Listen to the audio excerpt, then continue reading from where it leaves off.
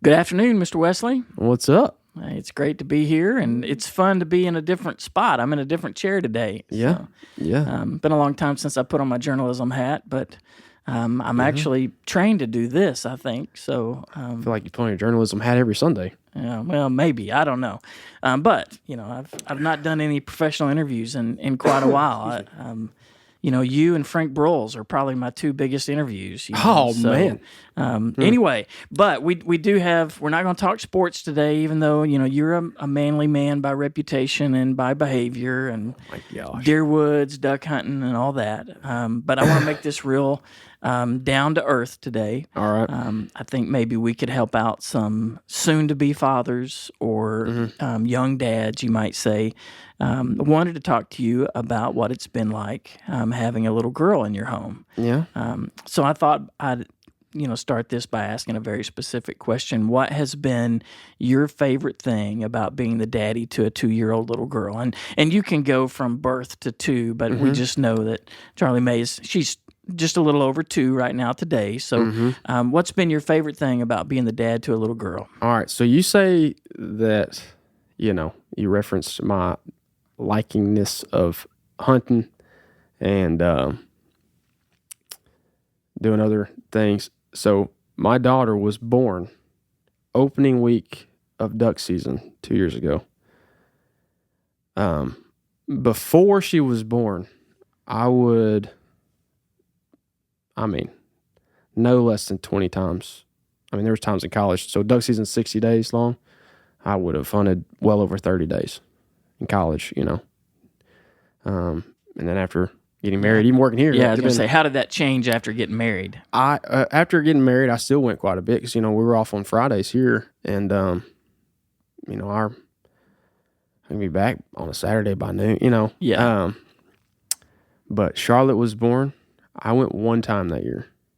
I went maybe 3 times last year, and I've gone 0 times so far this year. And so that's just one little, you said that starting off, and I genuinely do not care. Like, the things that have changed since she was born, I didn't cry before. Now, like, I cried at the end of Toy Story 3,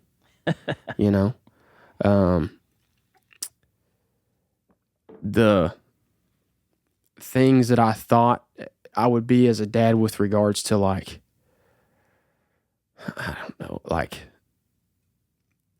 I didn't know I'd be this gentle, you know what I mean? You know what I'm saying? But something about a little girl, you're like, man, yeah, like I'll dance with you anytime you want to. Yeah. You want to watch Moana again? Let's do it. We'll dance to every song, or, you want me to put on a tiara today? I'll put on a tiara, whatever you want, baby. I'll play with you all day, and just the things in my life that I thought I really enjoyed, or the things that I thought, even in a sense, gave me some kind of identity. I still enjoy doing some hobbies, or I still enjoy doing certain things. But now if it came down to it, I'm like, I will throw all of it away to spend time with you and your mommy, and so I would say that's some things have changed, but my all-time favorite thing. I was going to say, you better answer the question. I'm a stickler for I asked a question. Yeah. Let's get a real answer here. Yeah, my favorite, and I think it has changed with each, like, season. Like, so the first, like, 6 months of her life, my favorite thing was, like, just getting to hold, like, just the simple of, like, getting to hold her. It started off with, I really don't want to, like, hurt her. Like, how do I kind of, So it started off, I just enjoyed literally getting home from work or whatever, and just, like, first thing I want to do, I just wanted to touch her. I just wanted to, like, look at her. I was just amazed that she existed. But then about, like, 6, 7, 8 months, she started, like, reacting to things, smiling, or making some noises, whatever the case may be. And so my favorite thing then was listening to her make these noises. I didn't want to touch her, like, hold her all the time anymore. I wanted to, like, lay on the floor with her and, like, shake toys at her, or let her play with my fingers, or, so on and so forth. And then when she started kind of learning to walk and getting into things that I enjoyed, like following behind her to make sure she didn't fall. And I just enjoyed watching her go. But now as we're getting into her being 2, like we can talk now, and I enjoy just like anything I can do to get her to say an almost sentence, or singing songs. Big into singing songs right now. Very simple songs. Anything I can do just to get her to say something so I can hear her talk. That's probably my favorite thing right now.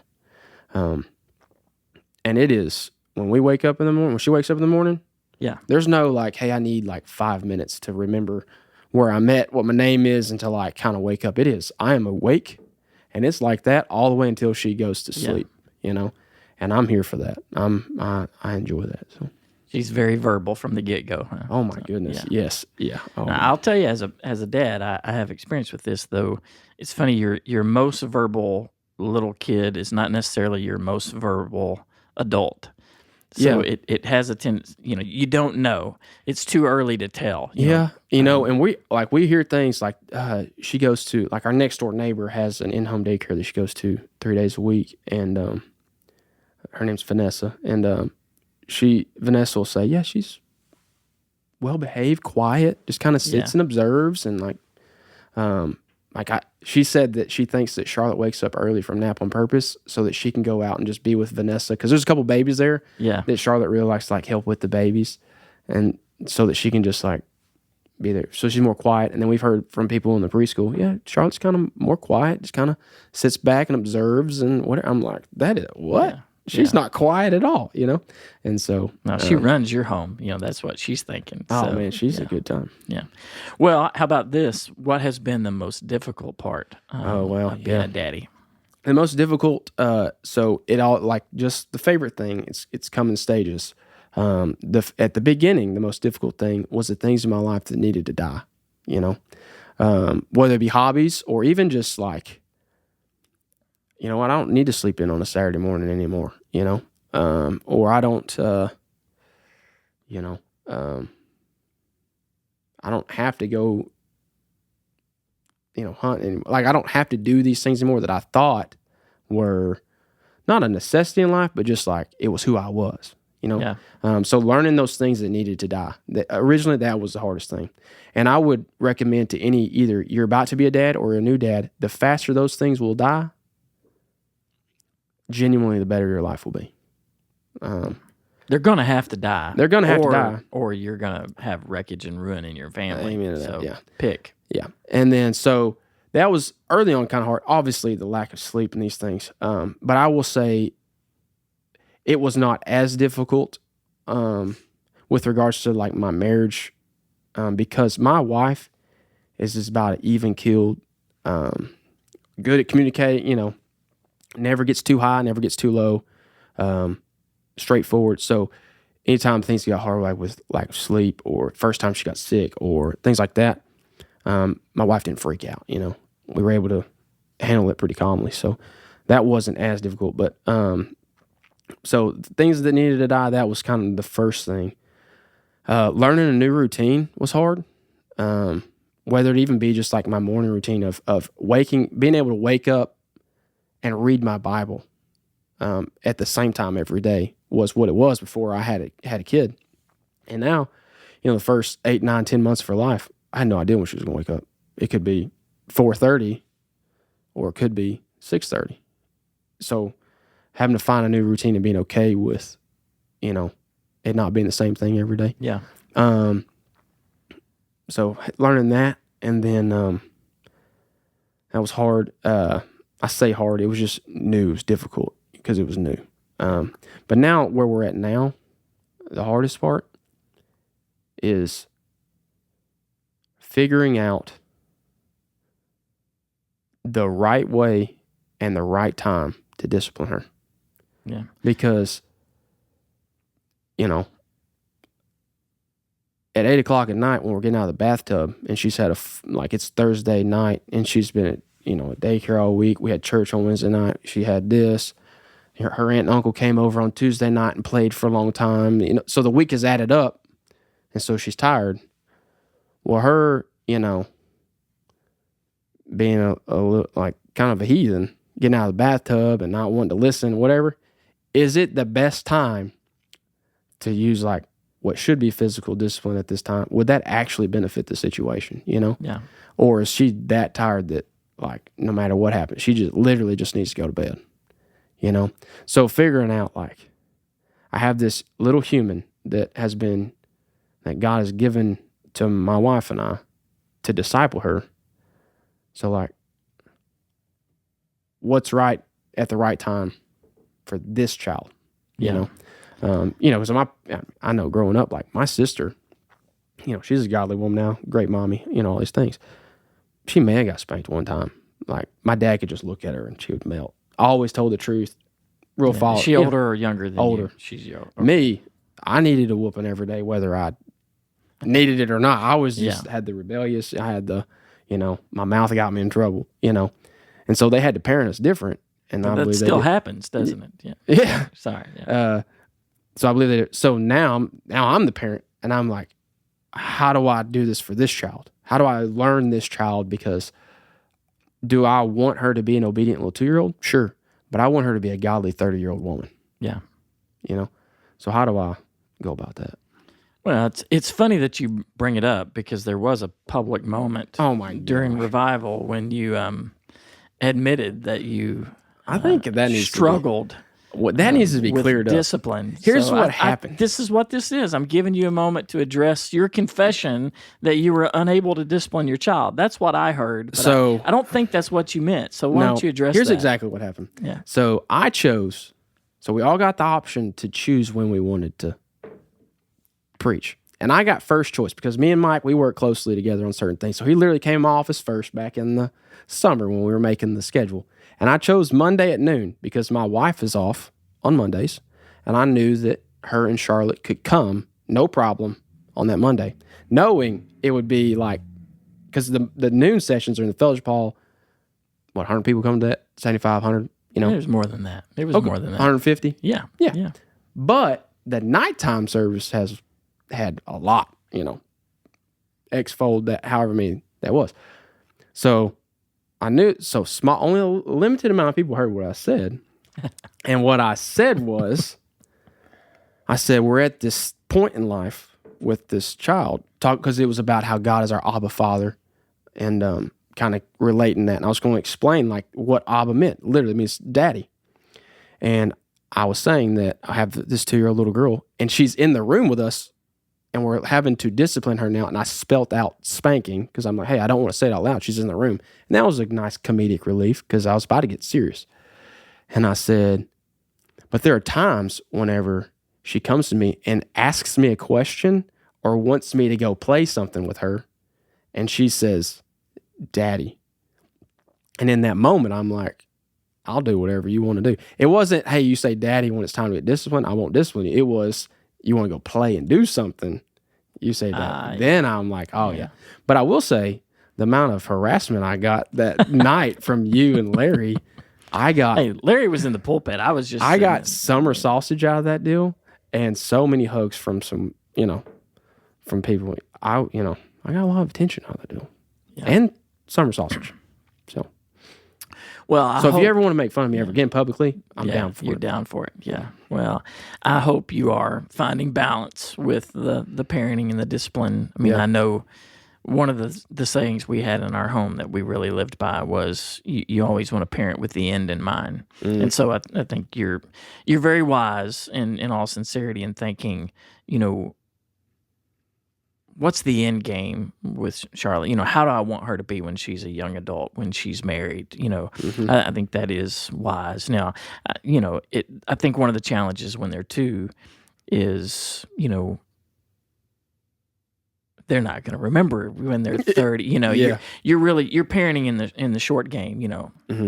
And so you've got to decide when is it a mountain worth addressing, when is it a molehill, you know, so to speak, and major on the majors, minor on the minors, all these principles. But it is certainly true at age 2. There's often times when they're just flat tired, they're flat hungry. They're, you know, as they get older, I think you've got to address that and say, hey, being tired, being hungry is no excuse for being a little heathen. Yeah. But when they're 2, it's a little bit hard. When you know intellectually that just put her down for a nap and she'll be a different kid when she wakes up. I mean, is that a good time to spank?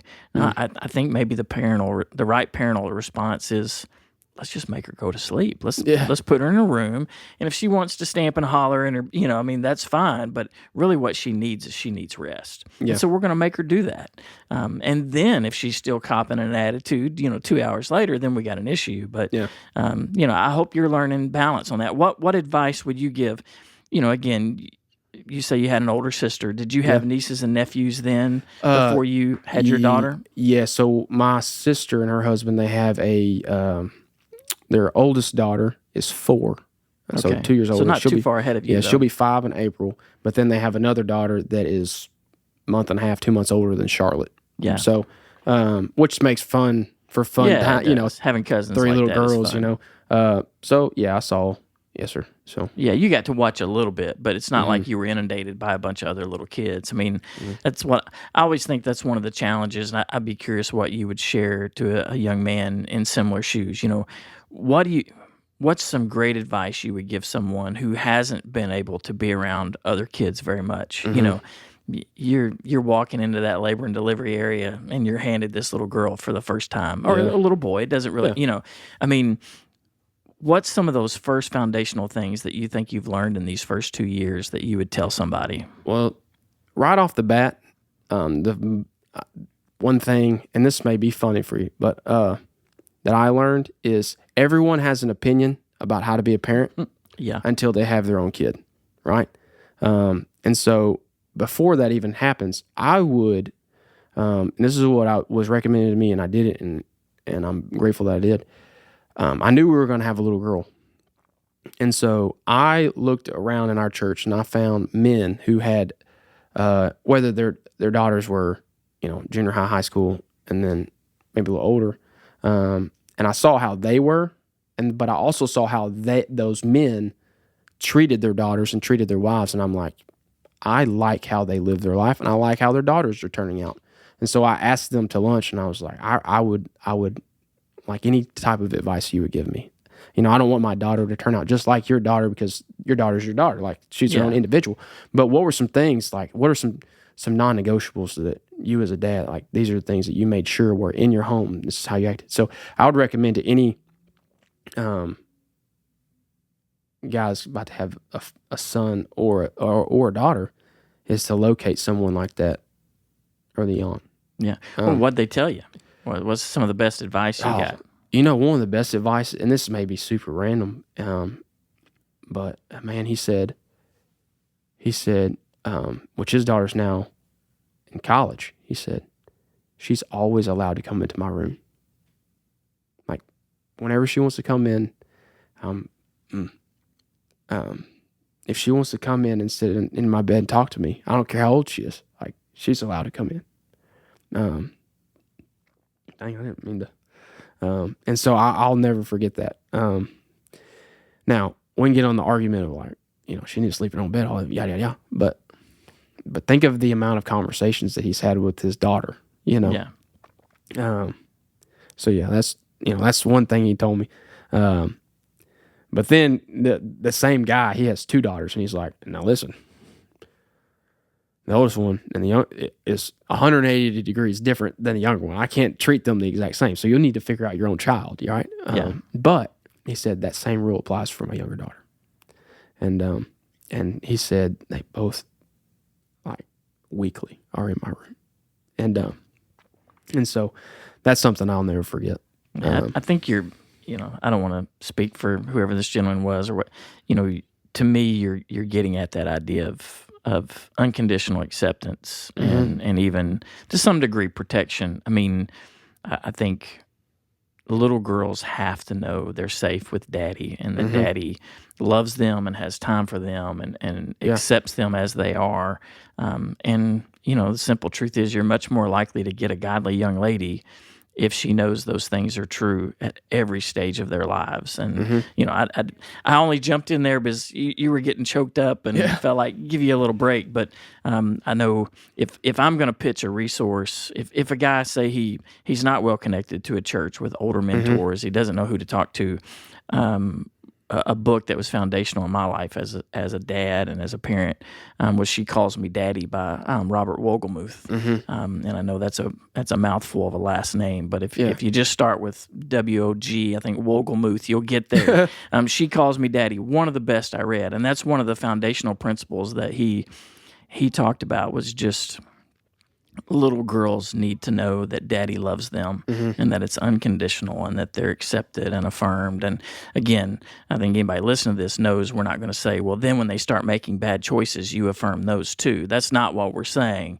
But little girls have a tendency to make much better choices if daddies are affectionate and affirming. And, you know, if you're putting a wall up with your little girl when she's 2, she can't come in your lap, you're not holding her, you've got to, as a young man, I hadn't been around babies at all. I mean, I didn't have any real experience, but I just intellectually understood, and having solicited advice and read that book and others, I knew my little girl needed to know that I would hold her, that I would love her, I would play with her, that she could hold my hand when she wanted. I mean, she needs that feeling of being loved and accepted by daddy. Yeah. And, you know, if you jump to the bad end of things, if little girls can't get that from their dads, they're going to find it from some other source, some other male source in their life. Yeah. And that's not going to go well. And so again, not to speak too much for you, but I think that's that nerve that's being tinged even in you as a daddy. I think you got emotional there because you're realizing how important that is in your daughter's life. Yeah. So that was great advice that somebody gave you. Yeah, that was. Yeah. What else? What else? So would you say? another advice that I would give, you're saying, remind me of where your question was. So what I hear you saying is this man that doesn't have a lot of experience with little children. Now all of a sudden he's given a baby. You know, he and his wife have had this baby, whatever, boy or girl. Another piece of advice I would give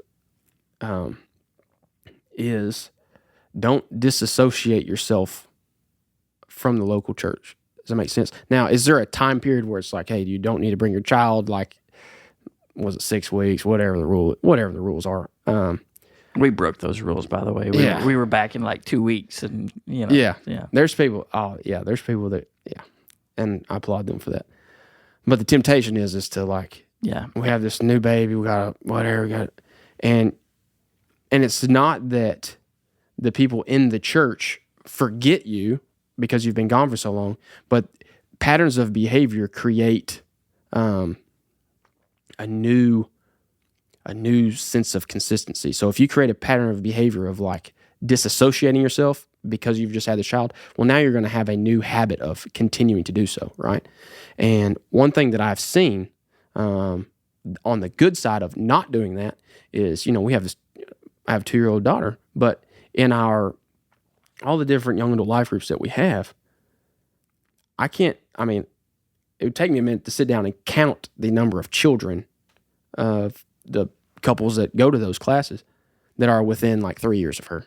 And now, because we've all consistently gathered together and we're intertwined in each other's life, our children are going to get to grow up together, And so now I trust all these other adults that if she wants to go spend time with a child of one of those groups of parents, I'll say yes every time because I know the parents, But at the same time, like, just as I'm learning how to be a daddy, I'm also being held accountable to being a godly daddy by all these other men. You know what I'm saying? Yeah. And so that's what I would recommend is don't disassociate from local church, right? So that's the one thing. And then maybe one other would be like, don't forget that you loved your wife first, right? It's got to come first. Because I saw it real quick, and it needs to be this case probably for the first 3, 4, 5 months of this kid's life. Like, the kid is the total center of attention, right? Because they're totally dependent on you for a period of time. Absolutely. Yeah. Like, the child can literally not do anything on it. But there comes a point in time where you need to call your mother-in-law and say, can you please watch our child for a couple hours so I can take my wife on a date? Yeah. There comes a point in time, even 2, 3, 4, where they need to hear you say, "Hey, why don't you watch your show because your mom and I need to talk." Yes, I mean, it's okay for them to hear that. Yeah, and that's what I would say, because it's so and I can see it with women in the sense of like there's that maternal, like they were made to be a mother, and let them be it. Let them be a mother, but at the same time, like you're also a wife. And then the dad, if you see that happening, don't get your feelings hurt and then try to fill that void with a new hobby or working more at work or just being at the house and not whatever. Where it says in Genesis 2, where it says, a man shall leave his father and mother and be joined to his wife. Where it says, leave his father and mother and then be joined to his wife. Some of that language in there means it's this consistent like pursuit of his wife. Yeah. And so, that's what I would recommend, that don't forget that you loved your wife first before this child came. Yeah. And some of the best advice I got, with regards to, if you want to know, like if you want your children to know that you love them, then your children need to see you love their mommy. Absolutely. And so, and I can speak from firsthand experience on that, in the sense of, I watched my dad kiss my mom. I watched my dad, flirt with my mom, talk about how pretty she was, to the point of like, my 12-year-old self saying, "Dad, that's annoying." Like, Yeah. But yeah. It's good for a young man to experience but that. But I never worried, because, got into teenage years, like all of a sudden some of my friends' parents are getting divorced, I never once worried about my parents. And now, like, looking back on that, like, your dad was making you feel secure by loving his wife. And so you know what I do in front of my daughter? I'm like, "Charlotte, I want to give you a kiss." And she'll like turn into game, run away. "Well, then fine, I'm gonna go kiss your mama." Like, and then, just little funny games like that. But that's what I remember. So 1, like, find some older men, gather some genuine wisdom. 2, don't disassociate from church. But then 3, like, love the kid's mama. So that's what I would recommend. I know that's all very, very good advice. I know, and I think we need to land the plane. And I know there is something, like you said, there's a maternal instinct that moms, biologically, God has made women, that hormones, a lot of things change to help them be really good at what they do and caring for their children. With men, there's not a physical change, doesn't happen. And I think too often men tend to do the things that they know they're supposed to be good at, which is provide, and and that's I'm afraid that's why a lot of men throw themselves into their work and their career. They feel like if they're bringing home more money, they're providing. But I think you really need to look at the women in your life and evaluate, what do they need from me, not what do I naturally want to give. And I was challenged a long time ago: shelter, refuge, refreshment, protection. Those are the kinds of things the women in your life need to experience at home, and even just children in general. And those things are not all natural. They don't come from the hunter-gatherer instinct. They come from more of a nurturer, protection, hands-on, loving, affectionate, affirming, like what your dad modeled for you. And everything I know about your dad, he's a man's man. Yeah. But one, I'm sure that was partially because he was attracted to your mother. Yeah. But his children needed to see that. And not all men naturally give that, but man, we need to be intentional about it in our homes. And great lessons. And I know, is there one little nugget that you want to share before we close this up? Well, I know my mom's gonna listen to this because she listens to all these. So I'll say this, so she'll tell my dad. So my dad, I am tied with my dad, great dad, whatever. But he was like hard, Yeah. He was, man, there was no like lovey-dovey, He gave me like hugs or whatever, but it wasn't like this. "I love you," That was weird whenever I started dating my wife, dude. Just to leave their house, they tell each other they love each other like 47 times. I'm like, we got to go, But all of a sudden, my dad's a grandpa now. He's papa. Dude, cries all the time. He is so soft. He will, like, if they want something, he'll just say yes. There's no like getting on to them. There's no. The things that they do that when I was their age, I was like, how are you letting this happen right now? And, this Thanksgiving break, like Charlotte was doing something and she needed to get in trouble. And he said, you better not. If you get on that child, I will. Yeah. And I mean, just totally different man. So that being said, how old are you?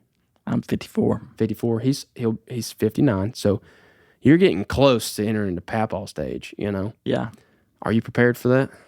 Oh yeah, I've done my time being a parent. I'm ready to. No. Are you prepared for just turning into a total softie? Yeah, I think so. Okay. Yeah, but yeah, I'll think through that. I'll see. Hand me a grandchild, and I think I'll be ready. Yeah, you'll melt. Yeah. Well, Wesley, it's been a fun time. I hope our young men and young ladies learn a bit from your experiences, and that's the goal of this podcast, is to share some truth and wisdom and help people in that next stage of life. So it's been a privilege having you, and I hope I didn't make fun of you too much. No, we're good. All right. Until next time, we'll call it a day. All right. We'll see you.